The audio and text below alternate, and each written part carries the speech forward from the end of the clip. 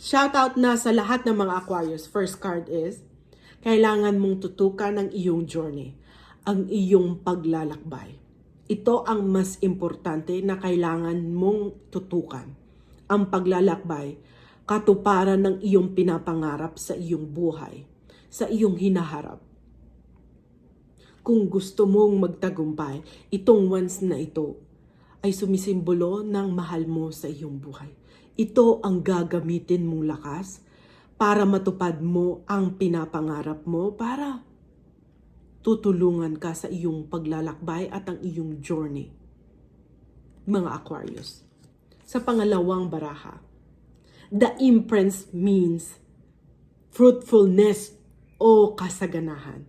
Kita mo, kung tutukan mo lang iyong journey, makakamit mo ang fruitfulness, kasaganahan sa iyong buhay. Mga Aquarius, makakamit mo ang kasaganahan. Ito lang ang susi.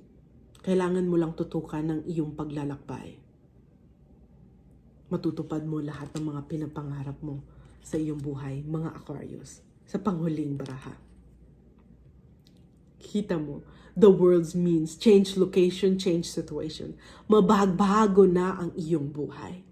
Ibig sabihin, mababago na dahil papasok na ang kasaganahan. Magiging matagumpay ka na sa lahat ng gagawin mo.